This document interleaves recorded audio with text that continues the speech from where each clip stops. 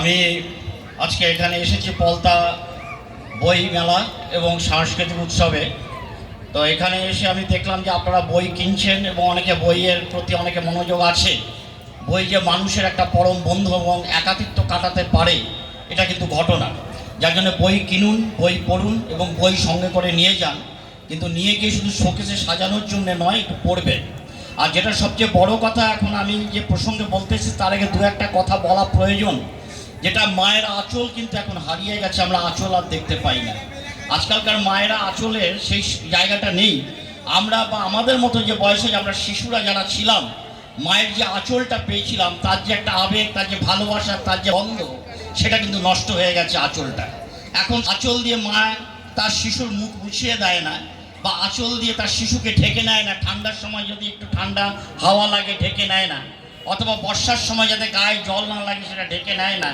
এবং আঁচল যে মায়ের একটা ব্যাংকের কাজ করত, যে কিছু আঁচলে বেঁধে নিয়ে যেত, যদি শিশু কিছু কিনতে চাইতো বা খেতে চাইতো, মা কিন্তু সে আঁচল থেকে তার ব্যাংকটা সেখানে ব্যবহার করতেন।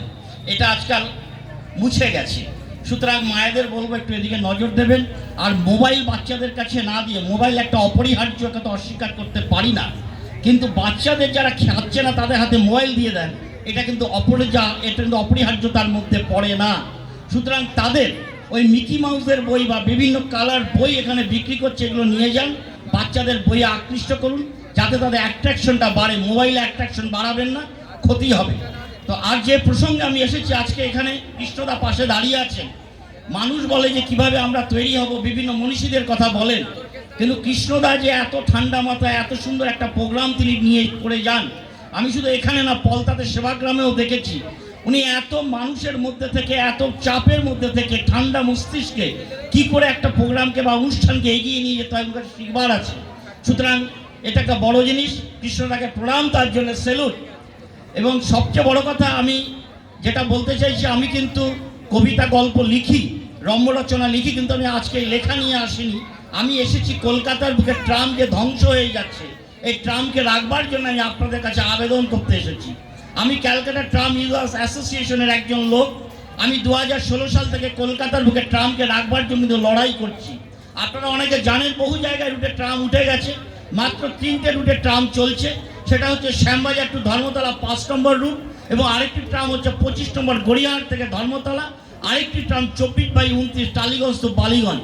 তো দুঃখের বিষয়, পুজোর আগে থেকে এই 24/29 টালিগঞ্জ রুটটাকেও বন্ধ করে দিয়েছে, নানা অচেনায় বন্ধ আছে আপাতত।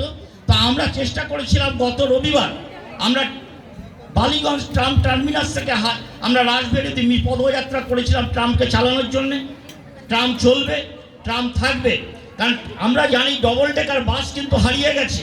এই যে হারিয়ে যাওয়ার জিনিসটা কিন্তু আর খুঁজে পাওয়া যাচ্ছে না। আজকে শিশুদের ডবল ডেকার বাস দেখাতে পারবেন না। আমরা ডবল ডেকার বাসে চড়েছি, আমরা কিন্তু মাথায় উঠে বসতাম, ডবল ডেকার সামনের সিটটা নিতাম, হয়তো মনে পড়ে।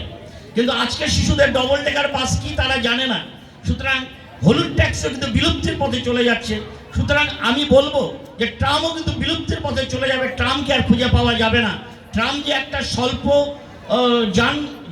যান এবং দূষণমুক্ত যান। সবচেয়ে বড় কথা, যে বায়ুকে দূষণ করছে যে সমস্ত গাড়ি ঘোড়া, এবং দিনের পর দিনে গাড়ি বেড়ে গেছে, সেই দূষণমুক্ত করবার জন্য কিন্তু ট্রামকে খুব প্রয়োজন। সুতরাং আমি সকলের কাছে আবেদন করব, যদিও এটা আমাদের কলকাতার বুকে নয়, মফস্বল এলাকায়, কিন্তু প্রত্যেকের একইভাবে প্রতিবাদ করতে হবে, সোচ্চার হতে হবে। কলকাতার যে নস্টালজিয়া, যে ট্রাম, যে ঐতিহ্য পরম্পরার ট্রামকে বাঁচিয়ে রাখতে হবে। আপনারা যদি প্রত্যেকে আমাদের ক্যালকাটা ট্রাম ইউজার্স অ্যাসোসিয়েশনের সঙ্গে আসেন, এসে যুক্ত হন এবং ট্রামকে রাখবার জন্য আপনাদের প্রতিবাদকে সোচ্চার করেন, আমি চাইব, তাহলে নিশ্চয়ই সেই সরকার ট্রামকে রাখবে এবং রাখতে চাইবে। আপনারা আমাদের পাশে থাকুন, ট্রামকে রাখবো, ট্রাম থাকবে, এবং ট্রাম যাতে নস্টালজিয়া এবং আমাদের বাংলার যে গৌরব এবং কলকাতার যে গৌরব, ট্রাম, এটা যেন নষ্ট না হয়ে যায়। সবচেয়ে শেষ কথা বলবো, আমাদের কলকাতার বুকে ট্রাম চলে যাচ্ছে, কিন্তু মেলবোর্নে, ব্রাজিলে কিন্তু ট্রাম চলছে, এবং সবচেয়ে আমাদের পাশে পাকিস্তান, লাহোর কিন্তু ট্রাম খুব শিগগিরই চালু করবে। তারা কিন্তু ট্রামের মডেল আমাদের কাছ থেকে নিয়ে গিয়েছে, তারা খুব শিগগিরই ওখানে লাহোরের ট্রাম চালু করবে।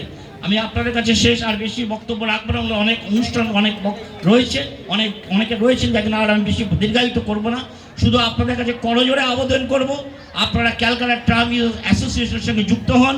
যদি মনে করেন আমি এখন এখানে বসে আছি সামনের স্টলে, আপনারা আমার অ্যাপের সঙ্গে যুক্ত হতে পারেন।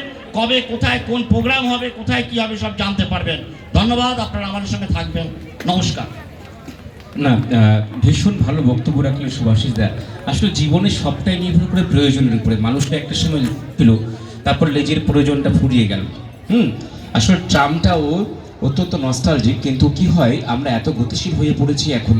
এখন মনে হয় যেন উঠতে পারলে ভালো হয়। তারপরও আমাদের যে ঐতিহ্য, নিঃসন্দেহে সেটাকে আমরা বজায় রাখবো, আমরা চেষ্টা করব।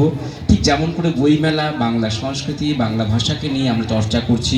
এত আর চারিদিকে ইংরেজি মাধ্যম বিদ্যালয়, তার মধ্যেও বাংলা মাধ্যমের বিদ্যালয়, বাংলা বই, বাংলা গান, বাংলা প্রাণ, সব নিয়ে পলতা বইমেলা।